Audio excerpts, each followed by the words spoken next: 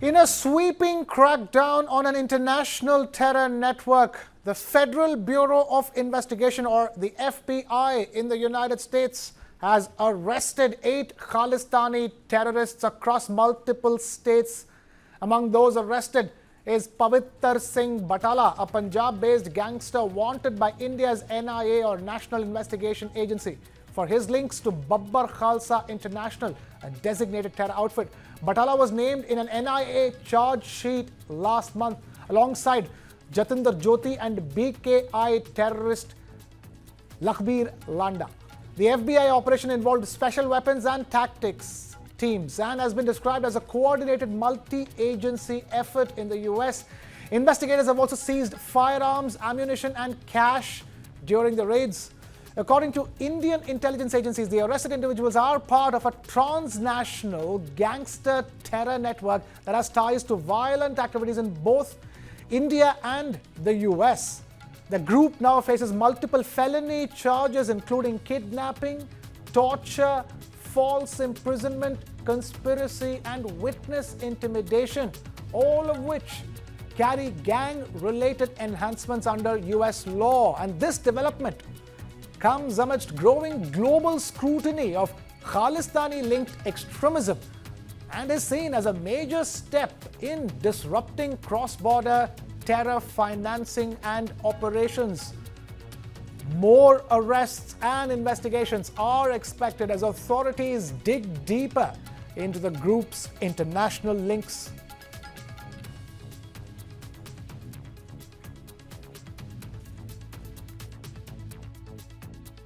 My colleague Aditya Raj Kaul, our senior executive editor of News9, joining us on the broadcast. We also have Major General Rajan Kochar, strategy and defense expert, also with us. Thank you, both of you gentlemen, for taking time to be that. Let me begin with Aditya Raj Kaul for all the latest and exclusive details on this big story that we're tracking. Aditya, talk to us. There is growing pressure on nations, across the world to crack down on Khalistani terrorism, and this is a good example of what happens when a country decides to take action. A big development, certainly, Krishna. 8 Khalistani terrorists associated with Babbar Khalsa International, the Khalistani designated terror organization, have been arrested mainly in California. But this has been a nationwide search operation by the FBI and, of course, the SWAT teams that were involved and the local law enforcement as well. Now, most of these are Indian origin men who escaped and were staying in the United States. They were getting supports from Khalistani networks, perhaps Pakistan ISI as well. Most of the charges are the felonies, including kidnapping, torture, keeping handguns and assault rifles with them. A lot of ammunition has been recovered. In fact, hundreds of rounds of, bullets, etc., have been recovered in this multi-agency operation that has been conducted mainly in California. So yes, some of the names that have come out were named in the NIA charge sheet against the Khalistani groups as well, because these are gangsters that used to operate in India's Punjab as well. And of course, this is a big feat in the India-US security and intelligence cooperation. So NIA is the lead agency that has been cracking down on the Khalistani through their investigations in Punjab and elsewhere. And a lot of these Khalistanis have been staying in either US, Canada, or even in Pakistan. So, in fact, in United Kingdom as well. So, of late, we've seen some robust cooperation between India and US, and perhaps this can be taken forward between India and Canada as well. Recently, Mark Carney and Prime Minister Modi also had a dialogue, and there was a deal signed on the security cooperation. So, it's clearly, now the ball in the court of US and Canada to strictly abide by the principles of the security cooperation and crack down on any and every terror, Khalistani or whatsoever, terror link that is targeting India. Absolutely, Aditya. I was just about to arrive at that. This entire exercise should be a lesson and an example for Canada to follow from here on. Exactly what you're talking about as well. Stay with us. Let me take this across to Major General Dr. Rajan Kochar, strategy and defense expert. Major General Rajan Kochar, and that's what it is all about, isn't it? When you see something like this, these are transnational terror crime gangs which they are cracking down upon. They're not just a threat to India because they're Khalistani extremists. They're a threat to the world. They're a threat to communities anywhere. And hence, what the US is doing, first of all, the US itself needs to intensify it further, but more importantly, other countries need to follow. Thank you, Krishna. a very, very important aspect here, which you have actually brought out, because these your organizations like the Babbar Khalsa International and Sikhs for Justice. Uh, Sikh for Justice, if you remember, is an organization where Gurwant Singh Pannu was also operating, and he still operates there. And the certain elements of the diaspora also there in the United States is actually involved in supporting these people there. So I'm glad that the United States uh, intelligence agencies like the FBI have got into action, because you see, terrorism, there is nothing like good or bad terrorism, and we have to root it out.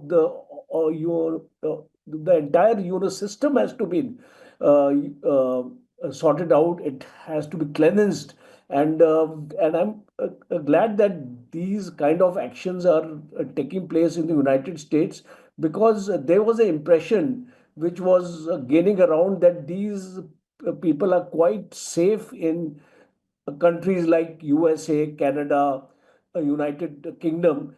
But I think US has brought out this action. What has been actually done is a, a projection of the desire of the country to address terrorism. And also, if you have actually seen, there have been recent incidents from 2023 to 2025. If you have a look at that, they have been targeting the Indian consulates also, and places of religious worship, gurdwaras and temples and all. And we have seen this happening on a regular basis. So I'm glad these intelligence agencies. And one more important aspect I would like to highlight here is there is a wrong notion at times. We also get sitting in India that this freedom of expression, which we actually hear in Canada, because they are allowed to speak and they are allowed to do whatever they want to do.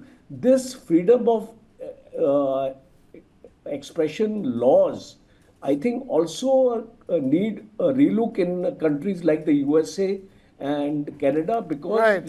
everything cannot be uh, you washed over or wished over this freedom of expression. Correct. And uh, and uh, and also I want to bring in the role of the NIA here, because there has been a very, very close collaboration between the NIA and the US intelligence agencies, and it is because of this information and collaboration that the US intelligence agencies have been able to carry out this arrest. Krishna. Right, absolutely. Very important to note the coordination and the efforts of the Indian intelligence agencies in a major operation like this in the US. And Aditya, going forward, it's going to be very important because this particular investigation by the FBI itself, there are more arrests and that are expected. As you're talking about a particular group which has Khalistani links, which is a threat to society in the US itself, and that is the important thing. When you talk about a liberal society that you have, and the US and the Canada claim to be one, they've been extremely illiberal when it comes to cracking down upon designated terror outfits like Babbar Khalsa and Khalistan-linked terror elements on their own soil. And now they're probably only getting to it because they realize they're not just a threat to India, but they're a threat to themselves and their own societies and communities.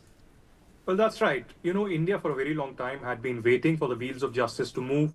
There was reluctance. There was no political will in the US as well as mainly in Canada and UK to take action. Even though today we are almost at a similar point, but it does seem that slowly and steadily wheels of justice are moving.